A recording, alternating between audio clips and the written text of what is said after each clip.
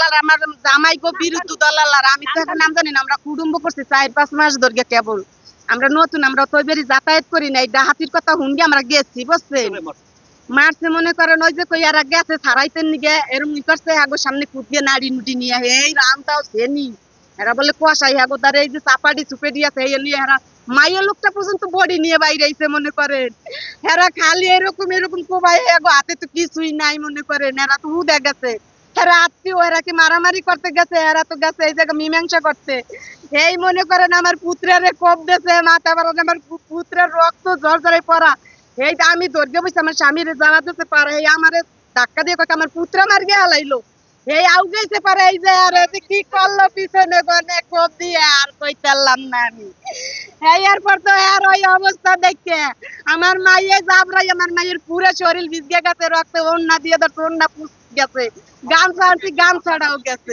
আমার wife phone দিছে আমাকে যে দ্রুত বাড়িতে আসেন, আমাদের বাসার সবাইরে মাইর করতেছে, আপনি একটু তাড়াতাড়ি আসেন।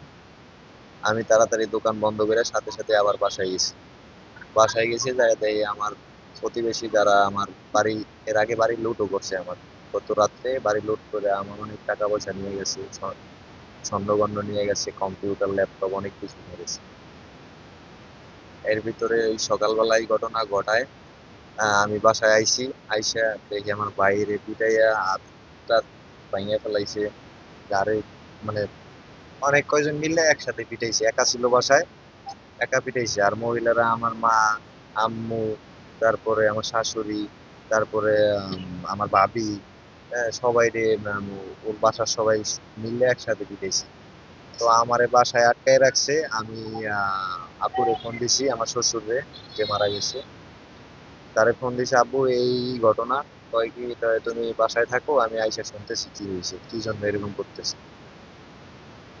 তো এই বিষয় নিয়ে আপু যাইয়া ওনাদের কাছে মানে বলতে গেছে কি জন্য বাড়ির পরিবারের সবাইরে কেন মারি, একজন দুইজনের মানুষ তার বিষয় আলাদা, কি জন্য মারি পরিবারের সবাইরে কেন মারি, এই কথা বলায় ওই ওদের আগেই সবকিছু অস্ত্র টস্ত্র যা ছিল ওই রামদাও চাইনিজ বিড়াল আরো যা আসলে এগুলো আগেই মনে হয় জোগায় রাখছে বড় ধরনের জ্ঞানজাম করার জন্য, পরে ওইগুলা দিয়া কোপাইছে। আমার স্বামী কেডা মারছে আমি তো যাই পাই নাই। ওই আমার জামাই ঘরের সামনে যে ঘরটা, ওই ঘরের মানুষ 4 জন মানুষ এই রামদাও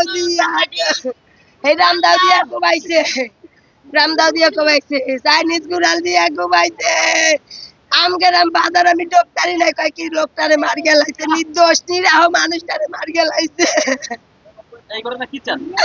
এই ঘটনা আমি ফাঁসি চাই, আমি ফাঁসি চাই। আমার স্বামীর যেন জানটা গেছে, আমার পোলা পান্ডে এতিম বানাইছে, আমার পোলা পান্ডে এতিম বানাইছে, আমি চাই হ্যাঁ সব এতিম বানাই দেখ।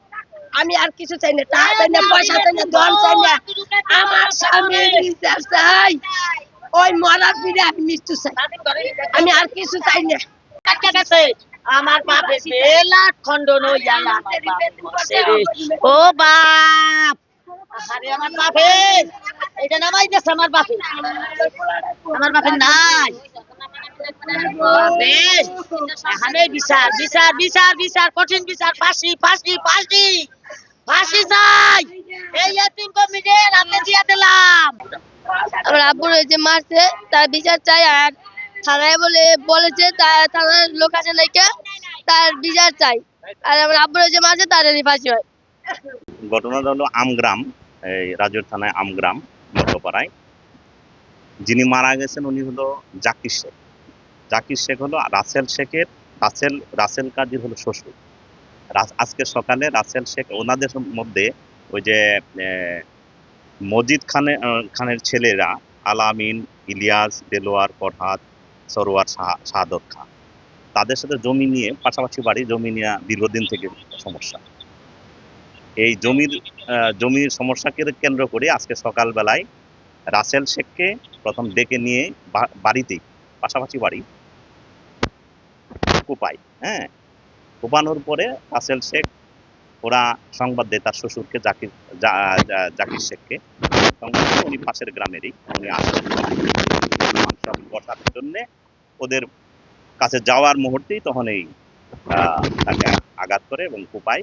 কোপানোর উপরে যে রাজুর স্বাস্থ্য কমপ্লেক্সে মৃত্যুবরণ করে। মূলত জমি সংক্রান্ত বিষয়।